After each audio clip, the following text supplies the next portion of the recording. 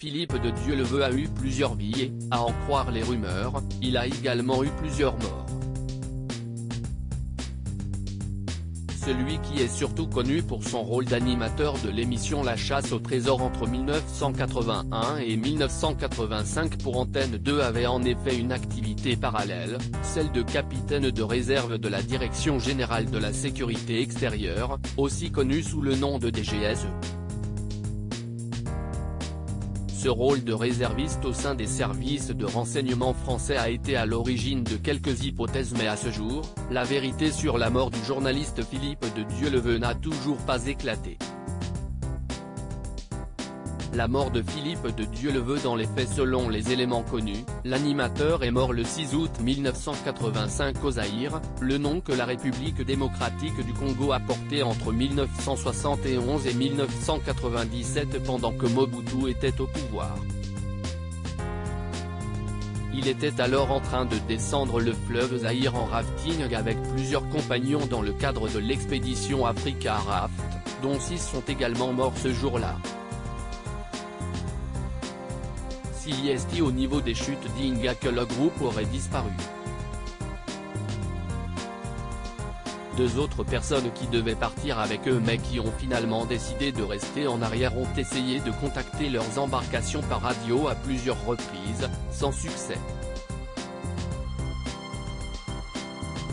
Ils décident alors de se rendre au barrage d'Inga à pied, un barrage surveillé par les forces militaires du pays auquel un téléx a été transmis depuis Kinshasa afin de signaler le passage de 2 canaux de rafting. Selon les 2 membres de l'expédition restés sur la terre ferme cependant, le responsable de la sécurité a gardé le message sous son coude et a envoyé des patrouilles sur les rives. Les différentes théories à cause de la présence de militaires sur le barrage de l'Inga, certains pensent que Philippe de Dieuleveux a été tué volontairement. CIST une hypothèse nourrie notamment par un livre écrit par un ex-officier des services secrets zaïrois, Okito Bene Bene, qui affirme avoir assisté à l'exécution de l'animateur.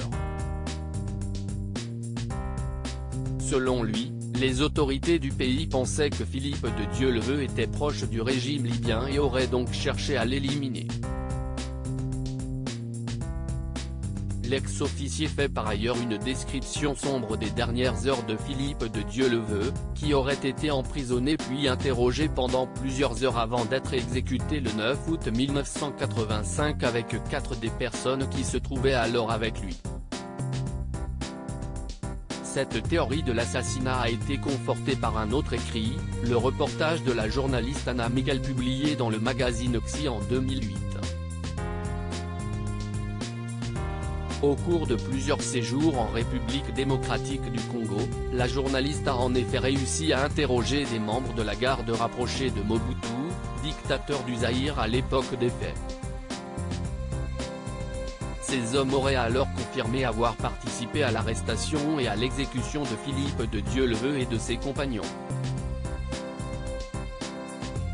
Grâce à ces recherches, Anna Miguel s'est également procuré un procès-verbal qui confirme que Philippe de Dieuleveux n'est pas mort par noyage le 6 août comme l'ont dit les autorités. En effet sur ce procès-verbal d'interrogatoire qui date du 8 août figure la signature de l'animateur de la chasse au trésor authentifiée par son frère, signe qu'il était alors toujours vivant. Bien que les autorités françaises questionnées à ce sujet aient été catégoriques sur le fait que Philippe de Dieuleveux n'était pas en mission lors de son séjour au Zaïre, certains continuent de penser que c'était le cas et que CIST ce qui a causé sa mort. Une autre théorie, faisant suite au fait que l'avertissement de Kinshasa pour prévenir les militaires présents sur le barrage du passage de Philippe de Dieuleveux n'ait pas été transmis, penche pour la théorie de la bavure.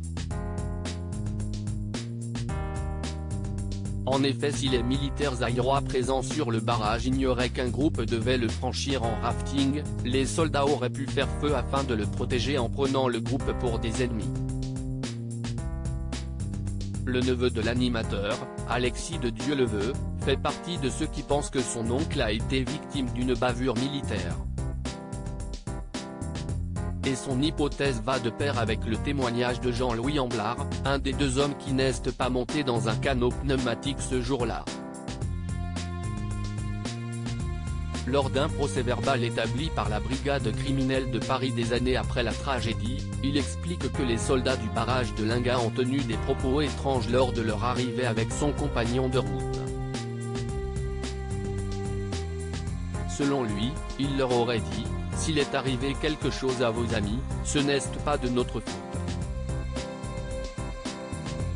Avec François Laurenceau, également resté en arrière, il finit par être interrogé par les soldats. J'ai compris qu'ils voulaient gagner du temps, j'ai compris aussi que les militaires qui gardaient le barrage n'avaient pas été avisés de notre passage. Une conclusion incertaine. La thèse officielle suite à la mort de Philippe de Dieuleveux est toujours la noyade après le chavirement tragique de son embarcation, le canot pneumatique Françoise. Pourtant le livre d'un ancien officier zaïrois et le reportage de la journaliste Anna Miquel semblent indiquer que Philippe de Dieuleveux et son groupe ont en réalité été appréhendés par les autorités du pays, menées à l'époque par le dictateur Mobutu. Enfin le fait que les militaires alors présents sur le barrage de Lingat n'aient peut-être pas été prévenus du passage du groupe de Philippe de Dieuleveux aurait pu provoquer, à minima, une bavure militaire et l'assassinat accidentel de tous les disparus. À propos de l'auteur Marine, ce dernier article.